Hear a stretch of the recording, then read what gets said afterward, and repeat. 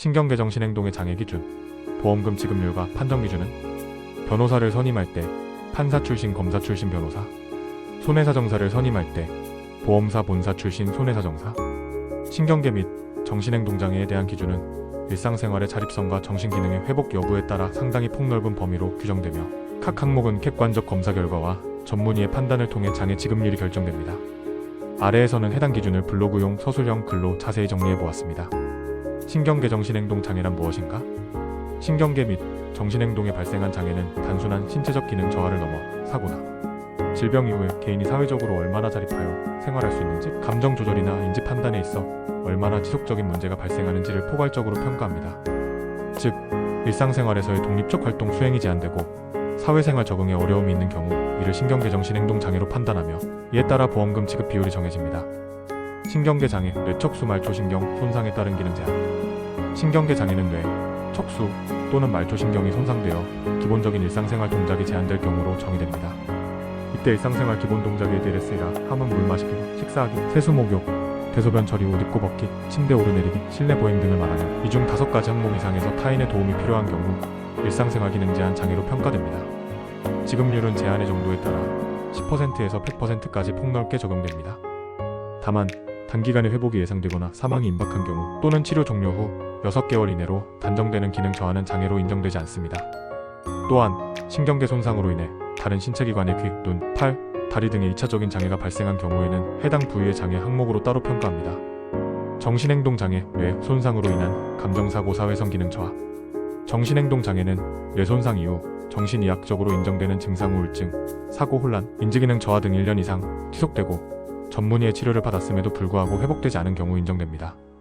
이 경우에는 글로벌 어세스먼트 오브 펑크셔닝 GAF 지표를 기준으로 삼으며 독립적 생활 유지 능력에 따라 극심한 장애부터 경미한 장애까지 지급률이 10%에서 100%로 세분화됩니다. 특히 극심한 장애로 평가되려면 정신과 치료를 1년 이상 받았음에도 GAF 점수가 30 이하로 매우 낮고 일상생활 유지 자체가 거의 불가능한 수준이어야 합니다. 반대로 GAF 70 이하로 일상생활에서 일정한 불편을 겪고는 있으나 상당 부분 자립이 가능한 경우는 경미한 장애로 보아 10% 지급률이 적용됩니다. 치매장애 CDR 임상 치매 평가 척도에 따른 판정. 치매는 후천적으로 발생한 인지기능 저하 질환으로 그 정도에 따라 극심한 치매 CDR 5점, 심한 치매 CDR 4점, 뚜렷한 치매 CDR 3점, 약간의 치매 CDR 2점로 분류되며 각각 100%, 80%, 60%, 40%의 지급률이 적용됩니다.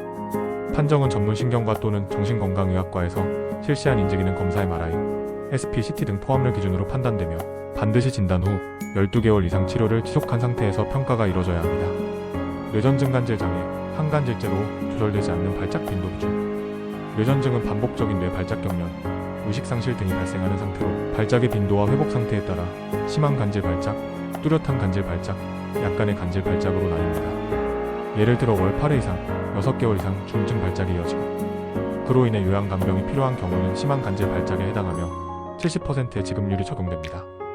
반면 월 1회 이하 경미한 경련이 6개월간 관찰될 경우 약간의 간질 발작으로 분류되어 10% 지급률이 책정됩니다. 의료적으로는 중증 발작 3분 이상 쓰러져 움직이지 못하는 상태가 경증 발작 스스로 일어나 회복이 가능한 상태로 나누어 구분하며 반드시 전문의 진단 및 약물 치료 기록의 장애 인정의 주요 근거가 됩니다. 질병 발생 후 평가 기간과 객관적 검사 근거. 모든 장애는 일정 기간 치료를 지속한 뒤에야 평가할 수 있도록 명시되어 있습니다.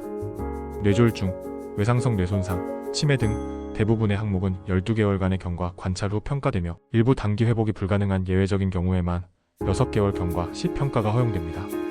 또한 단순한 보호자 진술이나 정서적 반응만으로는 평가가 어렵고 뇌영상 검사 결과, 임상심리검사, GAF 점수 등 공신력 있는 수치와 전문가 의견서가 필수적으로 요구됩니다.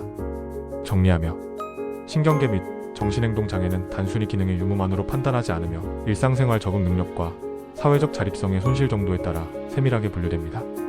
특히 보험 실무에서는 의료기록의 일관성과 진단의 객관성이 중요한 쟁점이 되므로 신경과나 정신건강의학과 전문의의 치료기록을 충실히 준비하고 뇌영상 및 평가 척도 GAF, CDR 등을 활용한 자료 확보가 필요합니다.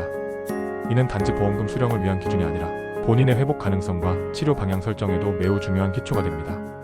손해사정사무소 가온이었습니다. 감사합니다.